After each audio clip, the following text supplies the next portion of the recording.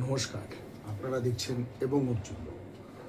আমরা বিগত এপিসোডে হিংলাজ মাতার মন্দির নিয়ে অতি সামান্য কিছু আলোচনা করেছি। তো হিংলাজ মাতার মন্দিরের সাথে পরশুরামজির কী সম্পর্ক সেটা নিয়ে আলোচনা কিছু করেছি। এবার আমরা একটু হিংলাজ মন্দিরের গুরুত্ব ঠিক কোন জায়গায়, কেন হিংলাজ মন্দির অত্যন্ত গুরুত্বপূর্ণ আমাদের এই পুরো এশিয়া উপমহাদেশ এবং গোটা পৃথিবীর কাছে, এটা আমরা একটু বুঝবো। কিন্তু সেই বুঝতে গেলে আমাদের প্রথমেই আমরা যেটা দেখব সেটা হচ্ছে ওখানকার ভৌগোলিক এবং সাংস্কৃতিক গুরুত্ব আমাদের একটু জানতে হবে। ভৌগোলিক অবস্থানটা আমরা একটু আরেকবার খুব ভালো করে দেখব। আপনি দেখুন, পাকিস্তানের একটা বড় অংশ জুড়ে কিন্তু বালুচিস্তান রয়েছে উপর সাইডে। এই বালুচিস্তান অংশের মধ্যে কিন্তু আরব সাগর হচ্ছে করাচি বন্দর, করাচি শহর, তার একটু পর থেকেই বালুচিস্তানের প্রদেশের শুরু। এই বালুচিস্তান প্রদেশ থেকে একটা বড় আরব সাগরের অংশ কিন্তু রয়েছে। বালুচিস্তান প্রদেশ দিয়ে কিন্তু পাকিস্তান ইরান সংযোগকারী যে রোড, ইরান সংযোগকারী রোডের সঙ্গে কিন্তু যুক্ত অবস্থায় রয়েছে। আর দ্বিতীয় জিনিস হচ্ছে, ঠিক তার উপরের পোর্শনে দেখুন আফগানিস্তান, আর একটা দেশ পাকিস্তানের প্রতিবেশী। এইবার আমরা যদি আরেকটুখানি দেখি, পাঞ্জাবে এই পাকিস্তানের 4টি প্রদেশ আছে, মূলত 4টি প্রদেশ। একটি হচ্ছে সিন্ধ, দ্বিতীয় হচ্ছে বালুচিস্তান, যার কথাই আমরা আলোচনা করছি, সিন্ধ বা সিন্ধু প্রদেশ, তারপরে হচ্ছে বালুচিস্তান, তারপরে হচ্ছে পাঞ্জাব প্রদেশ। এই পাঞ্জাব প্রদেশের মধ্যেই কিন্তু এদের রাজধানী ইত্যাদি সব কিছু আছে, যেটাকে ইসলামাবাদ ইত্যাদি বলা হয়।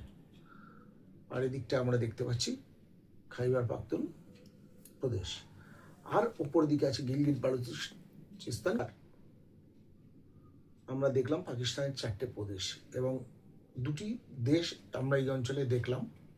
ওদিকে ধরুন ওই উপরে গিলগিট বালুচিস্তান অংশে যে চীনের সঙ্গে যে সংযোগকারী ব্যাপারটা আছে সিপ্যাক, সেটা তো আমাদের অংশে পড়ে গেছে আসলে। আর এদিকে হচ্ছে ইরান। ইরান আমরা জানি ইসলামিক রাষ্ট্র বর্তমানে, আগে ইরানের নাম ছিল পারস্য। তারা অগ্নি উপাসক ছিল, জরথুস্ট্র আরাধনা করত। এই যে আমাদের টাটা সম্প্রদায় বা আমাদের মুম্বাইতে যখন ওই অধিগ্রহণ শুরু হলো, তখন কিন্তু ওরা চলে এসেছিল মুম্বাইতে, ভারতবর্ষে, এবং সেখানে একটা ছোট অংশ হলো পার্সিদের, কিন্তু তাদের নিজস্ব ধর্ম ইত্যাদি সব কিছু নিয়ে কিন্তু বজায় আছে। আমি কিন্তু মুম্বাইতে যখন গেছি, আমি কিন্তু সেই মন্দির দেখেছি, বাইরে থেকে দেখেছি, কিন্তু আমি দেখেছি। এবং পার্সিয়ানদের সেই যে পার্সিদের যে মন্দির, সেখানে গেছি, বা পাশেই একটা রেস্টুরেন্টেও আমি কিছু ব্রেকফাস্ট ইত্যাদি করেছিলাম, জলখাবার। তা ভালো, খুব পরিষ্কার পরিচ্ছন্ন। আর আমাদের জামশেদজি টাটা বা টাটা, এনারা কিন্তু পার্সি। এটা উদাহরণ দেওয়ার জন্য বললাম। পার্সি কিন্তু ভারতীয়, খুব দৃঢ়ভাবে ভারতীয়, আর কি বলবো। এবার দেখুন, এ গেল আমাদের ইরান। এটা কিন্তু লাগা দেশ, আমার বালুচিস্তান তথা পাকিস্তানের লাগোয়া অংশ, শিয়া সম্প্রদায়ের মুসলিম দেশ। কিন্তু আমাদের সঙ্গে, ভারতবর্ষের সঙ্গে সাংস্কৃতিক একটা বড় সম্পর্ক আছে। তৃতীয় হচ্ছে খুব বড় দেশ হচ্ছে আফগানিস্তান। কিন্তু আফগানিস্তানের সমস্যা হচ্ছে, আফগানিস্তান ল্যান্ডলক কান্ট্রি, কোনো দিক দিয়ে বেরোবার রাস্তা নেই আফগানিস্তানে। তা ইরানের সঙ্গে ভারতের একটা চুক্তি অনুযায়ী ভারত ওখানে একটা বন্দর তৈরি করেছে, সেখান দিয়ে কিন্তু আমরা সব কিছু পাঠাতে পারি। ট্রান্সপোর্টের পাকিস্তানের মধ্যে দিয়েও পাঠানো যায়, কিন্তু ওরা কখনো অ্যালাউ করে, কখনো করবে না। লরি করে যায়, ওদের বিভিন্ন রকম সাহায্য আমরা পাঠিয়ে থাকি। আর আমরা চলে আসি অত্যন্ত গুরুত্বপূর্ণ আমাদের বালুচিস্তান প্রদেশে, যেখানে আছে হিংলাজ মাতার মন্দির। হিংলাজ মাতার মন্দির কিন্তু বালুচিস্তানের মরুভূমি অংশের মধ্যে আছে। দুর্গমতার কারণে কিন্তু ওটি রয়ে গেছে, ভালোভাবে রয়ে গেছে। আর রয়ে গেছে ওখানে বালুচ সম্প্রদায়ের যে জিক্রি সম্প্রদায় আছে মুসলিমদের মধ্যে, তারাও কিন্তু খুব মানে, বালুচিস্তানের মানুষ মানে, এবং জিক্রি সম্প্রদায়ের মানুষ ওই মাতা মন্দিরকে মানে, তারা বলে নানি। আমরা বলি মাতার যাত্রা, হিংলাজ মাতার যাত্রা, তারা বলে নানি। এই নানির যে ঐতিহাসিক যে ব্যাখ্যা সেসব পরে অংশে আসবো। আমরা আপাতত ওনাকে বলা হয় নানি।